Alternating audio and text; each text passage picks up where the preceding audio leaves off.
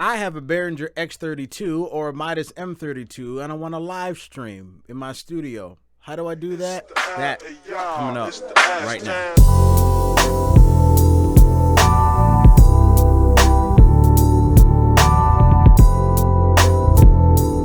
What up, y'all? It's your boy Darnell joining S-Town Productions. Today, I'm going to do a quick video on how to get your Behringer X32 or your Midas M32 and have it hooked up in Windows.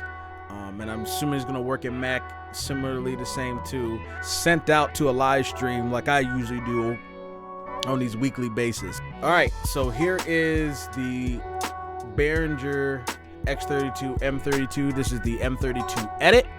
Right now I am running a Behringer X32 rack stacked up also with S16 on an AES50, and I'm gonna kind of give you guys the quick rundown of the routing and how I have things set up and how you can have it set up. Now the way I do it may be slightly different, but pretty much it'll run the exact same. First thing that you're gonna have to do is go into routing. Next, what you want to make sure is you have everything that you want set up for it. So for an example, these are all the channels that I currently use on a daily basis. I'm currently using the new user settings. In this case, as far as my interface and what that's going out, which is a little bit different from what I'm going to show you in a second. The microphone in channel 1, guitar DI in 2, stereo keyboard in 3 and 4, 5 and 6 is a top back mic, and then the PC will be in 7 and 8. And then you'll see channel 17 to 24. These are all my drum tracks.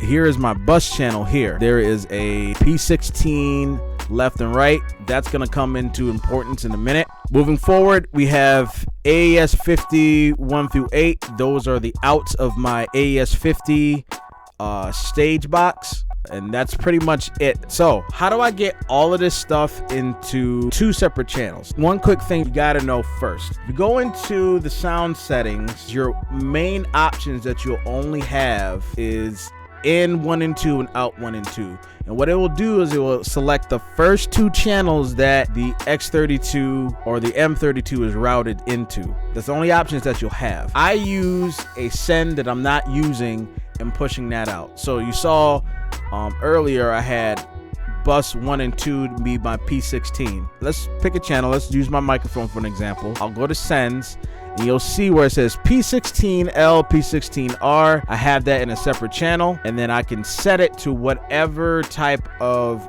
setting that I want it to be. So whether that's just a straight input with nothing on it, inputs with pre-EQ, inputs with post-EQ, then you'll have pre-fader, post-fader, and then the subgroup I prefer putting in post-EQ.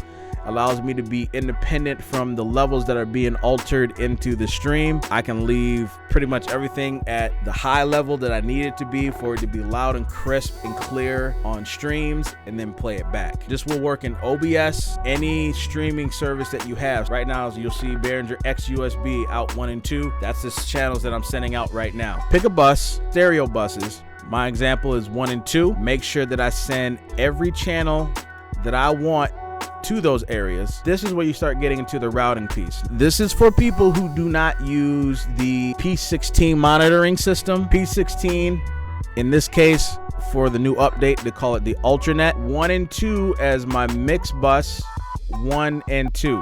So how do I get that going over to the mix? I go over to card. By default, I believe it should be 32 in and 32 out. I start with Ultranet 1 through 8, which I know the first 2 channels, right, is the P16 or the Ultranet, and that mix bus 1 and 2 that I already created as my P16. Now you're getting a stereo bus that goes into OBS. Let's go into OBS, right? Let's go right into what I call my mic aux. So if you ever have to add one, you just have to press the plus button, go to audio input capture, double click on aux. You'll see my device is in 1 and 2 from the Behringer X USB, and now I have that set up. You want to make sure you can test the levels. I had to do a couple videos a couple times to make sure that it was good. I just put it up at 0, make sure that it doesn't distort.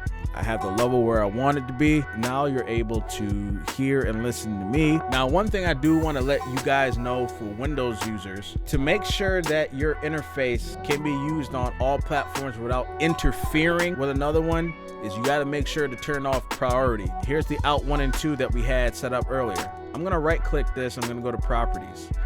Once I get to properties, I'm gonna go to the advanced setting, and you'll see in this exclusive mode section, usually these are checked in. They allow applications to take exclusive control of this device and give exclusive mode applications priority. Uncheck those.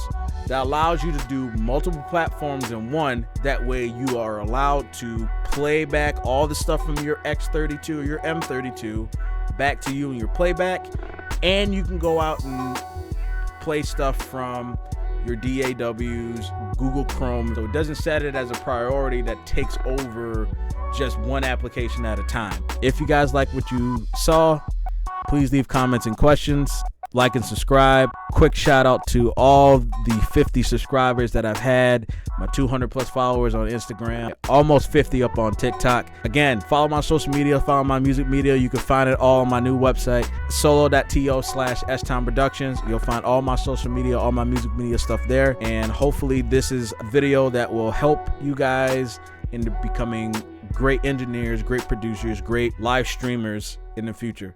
Again, this is your boy Darnell Jordan at S-Time Productions. Speak everything into existence. Invest, involve, and evolve. Peace out. Thank you.